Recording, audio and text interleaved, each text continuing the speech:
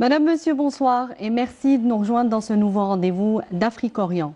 Retour d'abord sur l'événement littéraire de l'année chez nous, le SILA 2019 qui a drainé plus d'1,5 million visiteurs à sa clôture. Un franc succès aussi pour le pavillon sénégalais, invité d'honneur en cette 24e édition. Un carré qui proposait plus de 400 titres, ce qui atteste bien sûr de la grande richesse littéraire de ce pays de la côte ouest de l'Afrique. Le Sénégal, invité d'honneur de cette 24e édition du Salon international du livre d'Alger, qui a pour slogan cette année « Le livre, un continent ». Le choix du Sénégal comme invité d'honneur est un hommage à ces intellectuels, ces hommes de lettres et ces philosophes qui ont enrichi la production intellectuelle de ce pays et qui œuvrent pour promouvoir l'action culturelle continentale.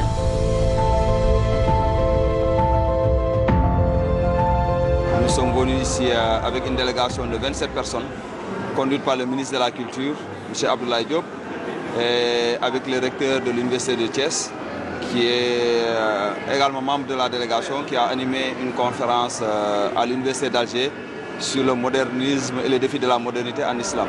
Donc nous sommes venus aussi avec 4 maisons d'édition.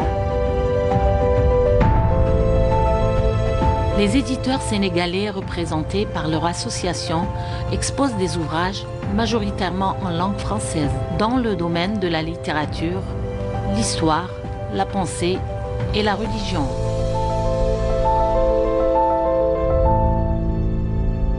Nous sommes, les éditeurs sénégalais sont venus au SILA avec 400 titres de 350 auteurs différents pour venir montrer un peu la variété de la production littéraire du Sénégal. Et parmi ces titres, parmi les auteurs qui nous ont accompagnés, on a des auteurs qui ont marqué la littérature, la nouvelle littérature sénégalaise. Parce que le Sénégal étant un très grand pays de culture et de littérature, on a de très grands noms. Et du coup, la jeune génération parfois a eu du mal à émerger, ce qui fait qu'on a surtout mis l'accent sur les jeunes auteurs, sur les auteurs qui sont émergents.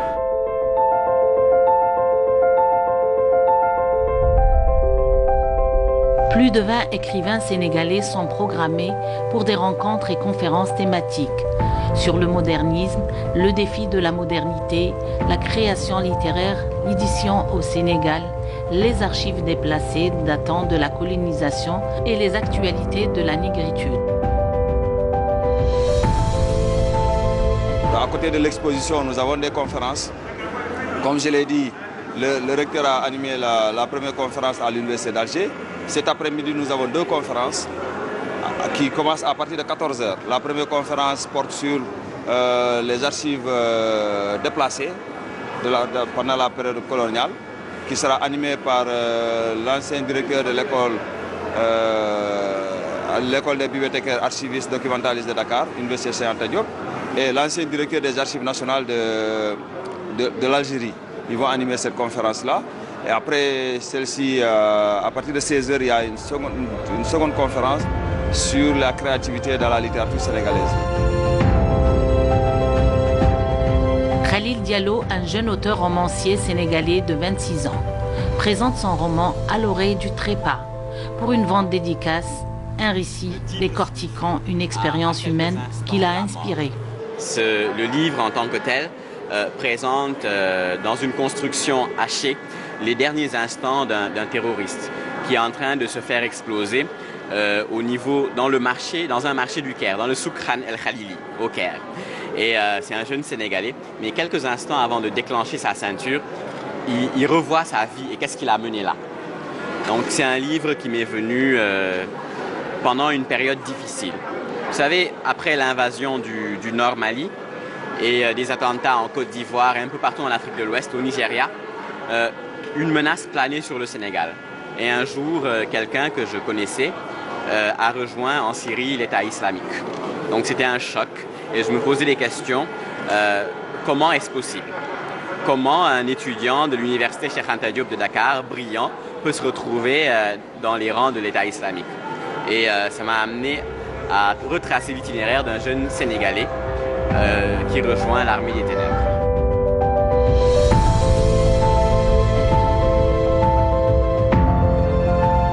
Le but du salon étant la promotion de la littérature et de la pensée en Afrique pour en faire un trait d'union entre les peuples africains.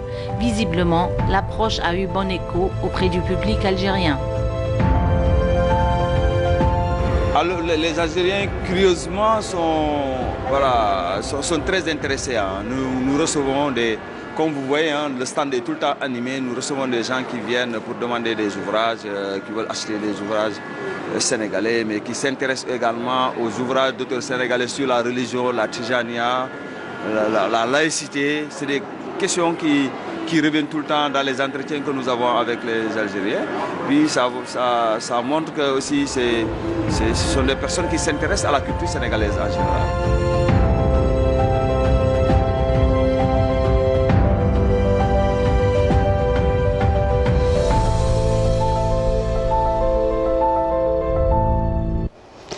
Le carreau du Temple à Paris draine lui aussi depuis le 9 novembre en cours. De nombreux visiteurs venus découvrir l'art, ou plutôt les arts africains.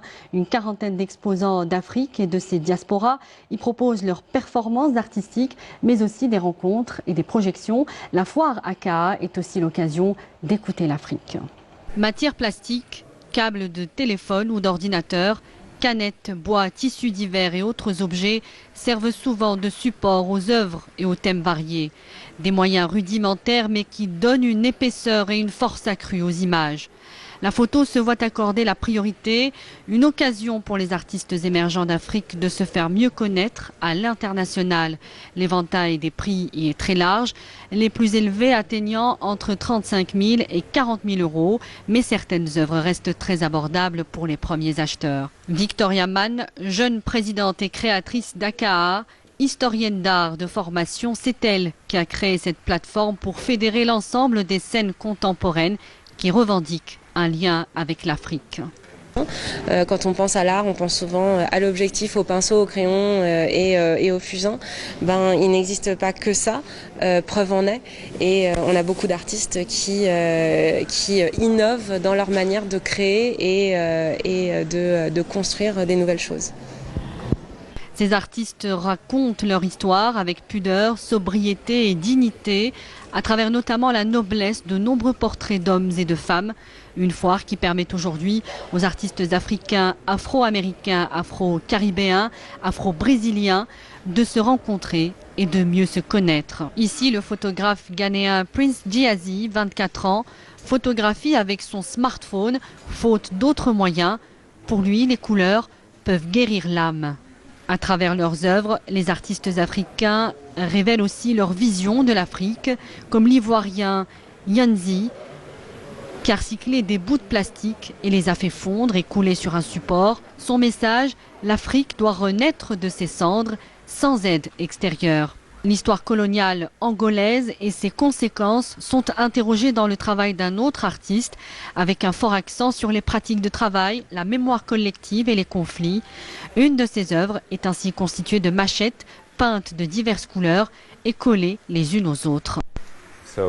La machette est un outil pour récolter, pour l'agriculture, mais c'est aussi un outil qui a été utilisé en Afrique pour démarrer des révolutions. Je veux que ce soit quelque chose qui soit du présent, mais qui projette sur l'avenir.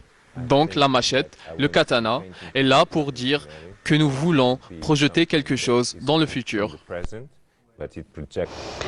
Le Qatar a annoncé l'extension en cours de son aéroport international Hamed dans le cadre de ses préparatifs de la Coupe du Monde de football 2022. Doha espère pouvoir y accueillir plus d'une soixantaine de millions de passagers par an, et ce malgré un blocus économique imposé par ses voisins.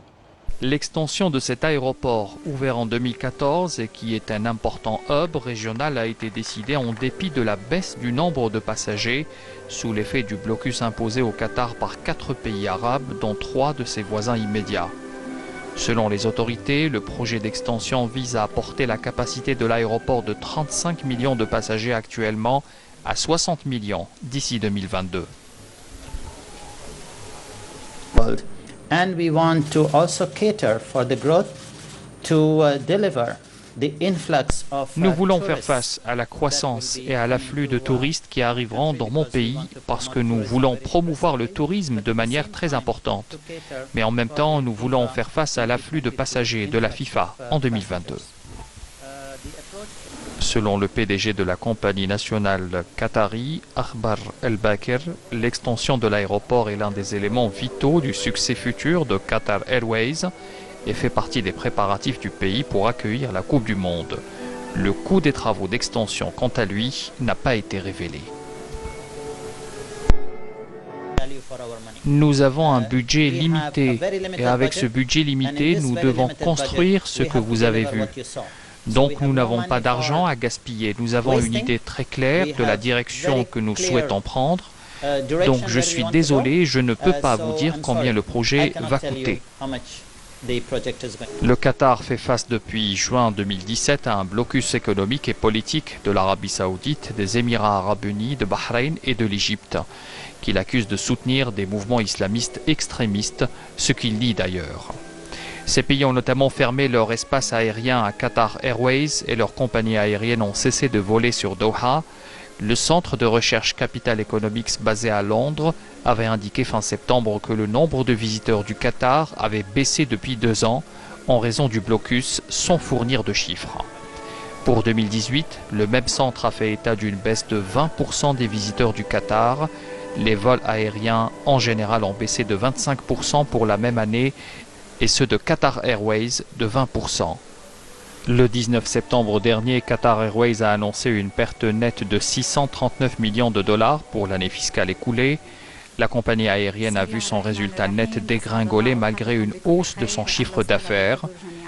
Pour faire face à ce blocus, le Qatar tente de diversifier ses fournisseurs. Il a ouvert par exemple en 2018 un grand port maritime pour ne plus dépendre pour ses importations de celui de Jebel Ali à Dubaï, aux Émirats Arabes Unis. Les projets liés à la Coupe du Monde se sont poursuivis, le pays tablant sur la venue de 1,5 million de supporters pour ce rendez-vous sportif mondial. Le Sénégal tente de sauver ses écosystèmes en voie d'extinction. Vous allez suivre avec nous le combat quotidien d'un écologiste dans l'âme. Grâce à lui, son pays mène aujourd'hui un vaste programme de reforestation de la mangrove du delta de Casamance, où plus de 152 millions d'arbres y ont été plantés. C'est vous qui avez planté ça là-bas? Oui, l'année passée. L'année passée. Regarde, ça pousse pas? Ouais, ça c'est une preuve, non? On plante pour que ça pousse, on est d'accord? Alors il faut bien choisir le site. Attends. Une des raisons du succès du projet de régénération de la mangrove de Ali Haïdar au Sénégal est qu'il est devenu le chef de file qui s'immisce totalement dans la lutte contre les effets dévastateurs de la déforestation, de l'agriculture intensive et des niveaux de la montée du sel. Se promenant dans les eaux d'une mangrove humide près de Djiblor, l'ancien ministre de l'Environnement marche aux côtés des agriculteurs et des résidents locaux vers un petit bosquet. Il leur enseigne où et comment planter des propagules de mangrove. J'ai commencé à plonger très jeune. J'ai 12 000 fois plongé dans les côtes ouest africaines, essentiellement au Sénégal. J'ai vu ce qu'on faisait avec la mer. J'ai commencé à montrer aux pêcheurs les dégradations que causaient certaines techniques.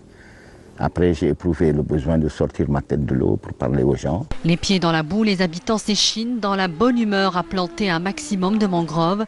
Grâce à un travail de sensibilisation, la communauté locale est aujourd'hui déterminée à voir la mangrove repousser. Certains des bourgeons de mangrove ou propagules sont transportés ici par les agriculteurs, tandis que d'autres sont ramassés là où le courant les a emportés sur le sable impropre. Nous avons commencé en 2006 dans un village où on a planté avec des jeunes de Tobor 65 000 pieds de mangrove. En 2007, 15 villages nous ont rejoints. On a planté 700 000 pieds de mangrove.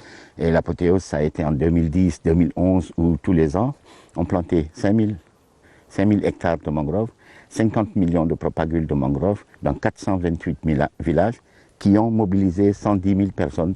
Le programme de restauration de la mangrove lancé par Ali en 2006 dans le sud du Sénégal est le plus vaste au monde. Le Sénégal a perdu près de la moitié de ses mangroves. Certains pays voisins en ont perdu jusqu'à 80%. Bon, là, ils sont un peu encore petits. Vous savez, quand vous plantez un arbre, il vous apporte tellement. Et les gens sont conscients de cela partout dans le monde. Mais il faut juste les accompagner. Ici, c'est possible. Ici, en tout cas, nous avons prouvé avec la mangrove que c'est possible.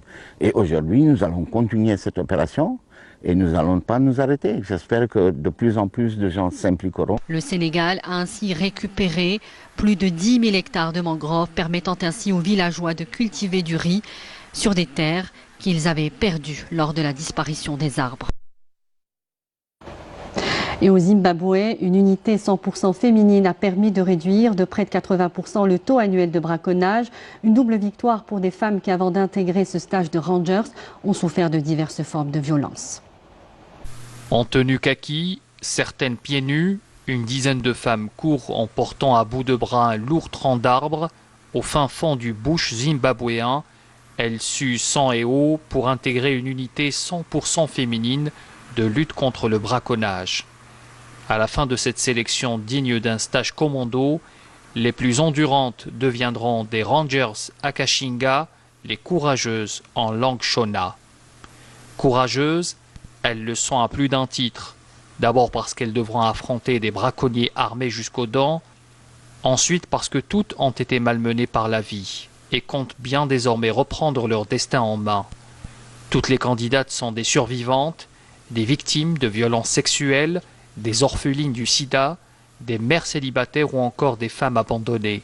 Parmi elles, Chievezedou Muteru, violentée par sa belle-mère jusqu'à ce qu'elle claque la porte du foyer et divorce.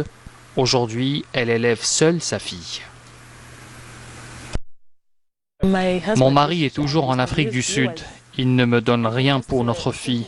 Il a gardé mes papiers, ma carte d'identité, tout ça. Mais je suis ici maintenant pour reprendre le contrôle, pour élever ma fille.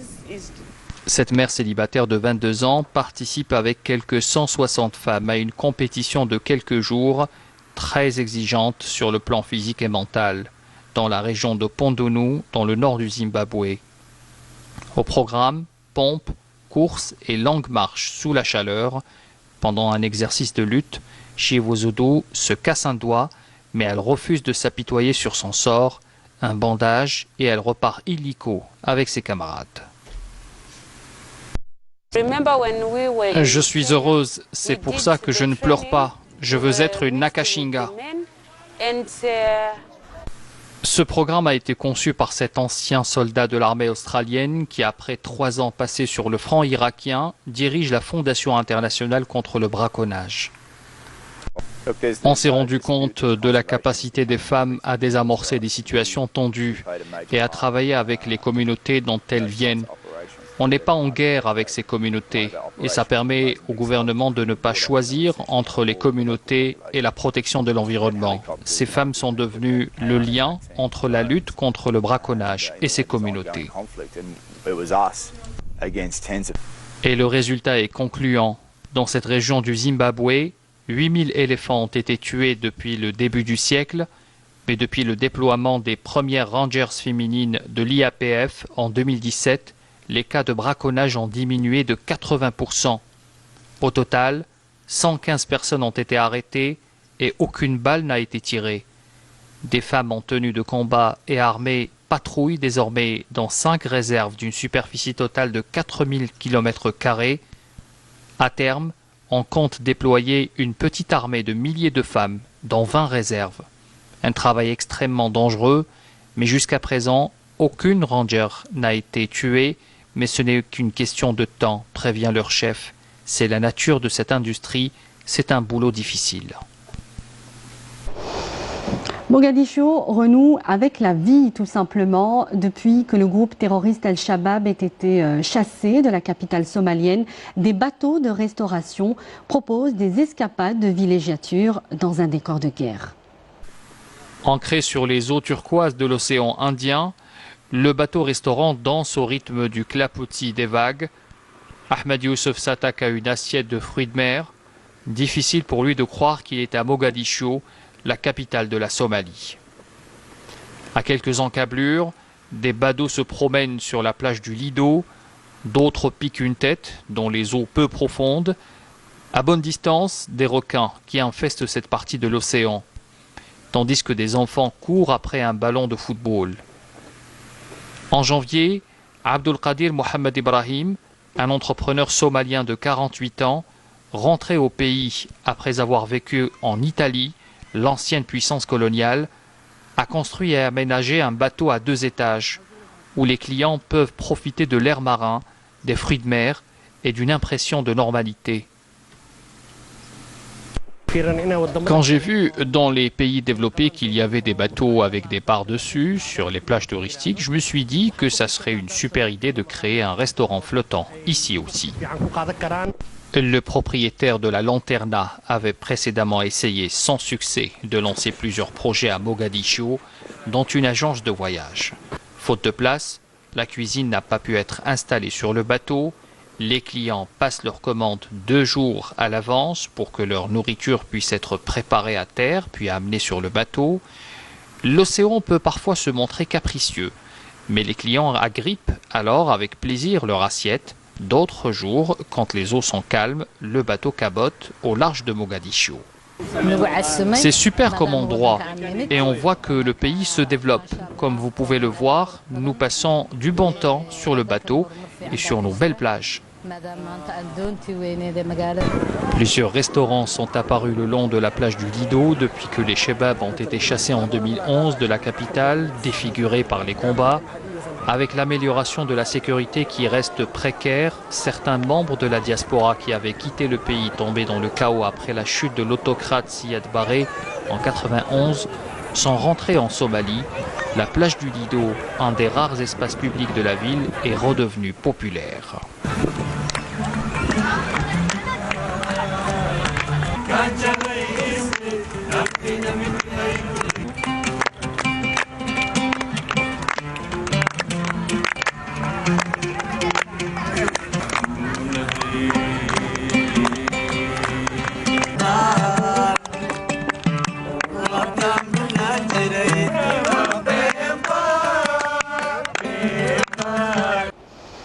Retour chez nous et lancement cette semaine du FICA, le Festival international du cinéma, jusqu'au 16 novembre avec une trentaine de films entre courts et longs métrages en projection.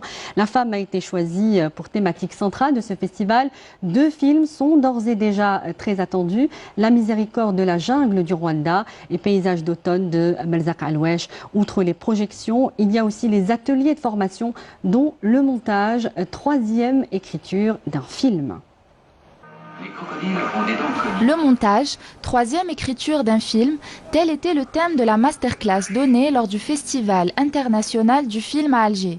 Animé par Yannick Kergoa, français, monteur de cinéma, venu à Alger inculquer les principes du métier au public algérien venu spécialement pour l'occasion. Le montage était une 3e écriture et la dernière écriture du film. Les 2 premières, ce sont l'écriture du scénario, puisque traditionnellement, en tout cas dans le cadre d'un film de fiction, un film il est écrit avant, il y a un scénario. Il y a des exceptions, il y a des films de fiction qui se sont faits sans scénario ou quasiment sans scénario et les documentaires à proprement parler, il peut y avoir des notes d'intention mais il n'y a pas de scénario puisqu'on, par définition, on ne sait pas ce qu'on va tourner. Moi, j'ai pas d'autre conseil que de dire allez-y, croyez en ce que vous faites et surtout saisissez toutes les occasions pour le faire. Professionnels du métier, étudiants ou encore amateurs de cinéma ont tous saisi cette occasion unique pour apprendre et parfaire leurs connaissances dans le domaine. Ils ont même eu l'opportunité de poser des questions à ce formateur. Je voudrais vous demander, dans le montage, est-ce qu'il y a aussi le son, la synchronisation du son? C'est quoi le son du rythme? Dans un film, c'est l'émotion. C'est à quelle vitesse, quelle tonalité, à quelle hauteur. Là, on a invité les étudiants de cinéma parce que le but, c'est d'abord que ce festival soit ouvert à la jeunesse. D'abord, ensuite, qu'il soit une école de cinéma, parce qu'on voit très peu de films en Algérie. Donc c'est bien que les gens viennent voir les films, mais qu'on réfléchisse avec des professionnels. Chaque fois, on aura un professionnel qui va parler de son métier, et ça permettra à ces jeunes qui peut-être ne peuvent pas voyager, qui ne peuvent pas, d'avoir des fenêtres ouvertes sur la connaissance. Ce que j'ai retenu aujourd'hui, c'est que le monteur, c'est comme un réalisateur. Et c'est une 3e écriture d'un film. Pour sa 10e édition, le Festival international du cinéma met à l'affiche près d'une trentaine de films. Le tout animé par des rencontres, tables rondes ou encore masterclass dans le but de transmettre l'amour du 7e art aux cinéphiles. Et c'est la fin de votre magazine Afrique-Orient. On se retrouve dès la semaine prochaine. Très bonne suite des programmes sur notre chaîne. Bonsoir.